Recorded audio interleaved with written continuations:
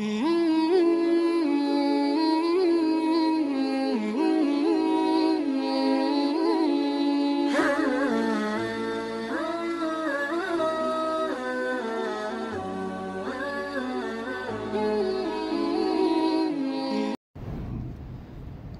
ونصلي على رسوله الكريم أما بعد.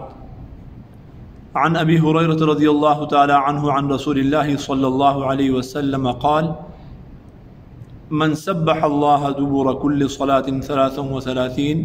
وحمد الله 33 وكبر الله 33 فتلك 99 وقال تمام 100 لا إله إلا الله وحده لا شريك له له الملك وله الحمد وهو على كل شيء قدير غفرت خطاياه وإن كانت مثل زبد البحر. نبی کریم صلی اللہ علیہ وسلم کا مبارک ارشاد ہے کہ جس شخص نے ہر نماز کے بعد 33 مرتبہ سبحان اللہ، 33 مرتبہ الحمدللہ، 33 مرتبہ اللہ اکبر پڑھا، یہ 99 ہو گئے، اور اس کے بعد اس کو 100 کو مکمل کیا، لا الہ الا اللہ وحدہ لا شریک لہ لہ الملک ولہ الحمد وہو علی کل شیء قدیر کے ساتھ، تو اس کے گناہ معاف کر دیے جائیں گے اگرچہ سمندر کی جھاگ کے برابر ہوں، اتنے زیادہ ہوں۔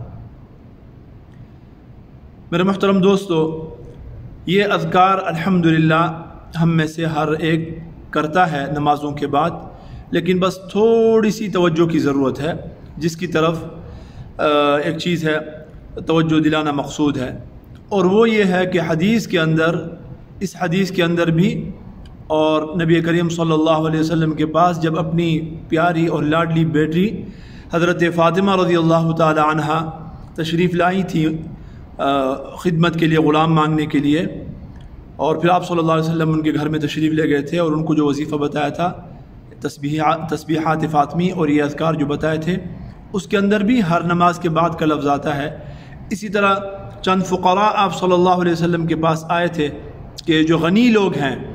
ان کے پاس بہت اموال ہیں، لہذا یہ خیر کے کاموں میں ہر جگہ ہم سے آگے ہوتے ہیں، خرچ کرتے ہیں، تو مال کے ذریعے جو ہے نا یہ بڑے بڑے درجات حاصل کر لیتے ہیں۔ یا رسول اللہ، ہمیں بھی کوئی ایسی چیز بتائیے کہ ہم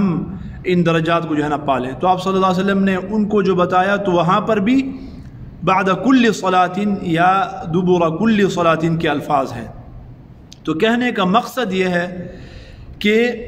ہم یہ پڑھتے تو ہیں یہ اذکار، لیکن پڑھتے کن نمازوں کے بعد ہیں؟ صرف 2 نمازوں کے بعد، عصر کی نماز کے بعد اور فجر کی نماز کے بعد۔ عام طور پر آپ نے دیکھا ہوگا کہ ہمارے پاکستان، انڈیا، بنگلہ دیش، ان ملکوں میں، بر صغیر کے ملکوں میں، جب فجر کی نماز کا سلام ہوتا ہے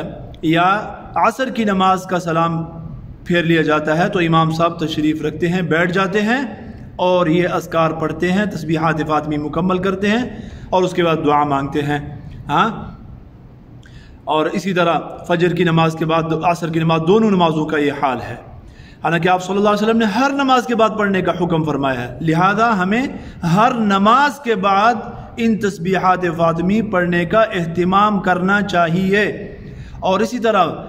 جب سوئیں تو بستر پر جب سو جائیں تو سونے سے پہلے بھی ان اذکار کے پڑھنے کا اہتمام کرنا چاہیے۔ بس یہ ایک چیز وہ ہے، اس کا جو ہے نا اہتمام کرنا ہے اور خیال کرنا ہے۔ دوسری بات یہ ہے میرے محترم دوستو کہ جس طرح کہ حضرت ثوبان رضی اللہ تعالی عنہ نبی کریم صلی اللہ علیہ وسلم کی حدیث نقل کرتے ہیں کہ آپ صلی اللہ علیہ وسلم جو ہے نماز کے بعد فوراً نہیں اٹھتے تھے، آپ صلی اللہ علیہ وسلم اذکار کا اہتمام فرمایا کرتے تھے۔ فرماتے ہیں کہ آپ صلی اللہ علیہ وسلم نماز کے بعد 3 مرتبہ بولتے تھے استغفر اللہ استغفر اللہ استغفر اللہ، اور اس کے بعد بولتے تھے اللہم انت السلام ومنک السلام تبارکت یا ذا الجلال والاکرام۔ ٹھیک ہے نا میرے محترم دوست، ہم کیا کرتے ہیں کہ جیسے نماز کا سلام پھیرا فوراً ہاتھ اٹھا لیتے ہیں اور اللہم انت السلام ومنک السلام بطور دعا کے اس کو پڑھتے ہیں، حالانکہ یہ تو دعا ہے ہی نہیں، یہ تو ذکر ہے، ذکر اللہ کا ذکر ہے، ان الفاظ کے ساتھ بہت ہی بڑھیا الفاظ ہیں۔ اور اس کے بعد اور اذکار ہیں چند مسنون، ان کا اہتمام ہے، اور کچھ مسنون دعائیں ہیں جن کا اہتمام ہے۔ اس کے بعد جو ہے نا اٹھنا ہے، بہت سارے ائمہ، بعض ائمہ کے نزدیک جیسے کہ حضرت امام احمد بن حنبل رحمۃ اللہ علیہ کی فقہ کی کتاب ہے دلیل الطالب، اس کے اندر صاف طور پر لکھا ہوا ہے کہ فوراً سلام کے بعد اٹھنا یہ مکروہ ہے، لہذا باقی ائمہ کے نزدیک بھی پسندیدہ نہیں ہے، بلکہ بیٹھے رہنا چاہیے، اللہ کا ذکر کرنا چاہیے، جو مسنون اذکار ہیں ان کا ہم اہتمام کریں۔ ایک تو ہمارے اپنی طرف سے بنائے ہوئے ہیں مختلف قسم کے وظیفے، وہ بعد میں ہے، بلکہ جو ان میں بھی جو ثابت ہیں ٹھیک ہے، لیکن جو بعض ایسے ہیں جو ثابت ہی نہیں ہے، اپنی طرف سے بنائے ہوئے ہیں۔ پیغمبر صلی اللہ علیہ وسلم جو سب سے بڑے پیر ہیں، اس نے جو وظیفے بتائے ہیں، انہوں نے جو وظیفے بتائے ہیں وہ ہم نہیں کر رہے اور ادھر ادھر جو ہے نا بھاگ رہے ہیں۔ آپ صلی اللہ علیہ وسلم نے یہ وظیفہ بتایا کہ آپ جیسے سلام پھیریں بولیں استغفر اللہ استغفر اللہ استغفر اللہ، اس کے بعد اللہم انت السلام ومنک السلام تبارکت یا ذا الجلال والاکرام، یہ پڑھیں۔ اس کے بعد چوتھا کلمہ ہے بغیر یحیی و یمیت کے، لا الہ الا اللہ وحدہ لا شریک لہ لہ الملک ولہ الحمد وہو علی کل شیء قدیر۔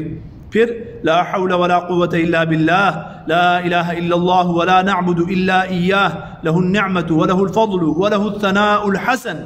اس کے بعد لا الہ الا اللہ مخلصین لہ الدین ولو کرہ الکافرون۔ اس کے بعد دو دعائیں ہیں جو آپ صلی اللہ علیہ وسلم نے ہر نماز کے بعد پڑھی ہیں اور مانگی ہیں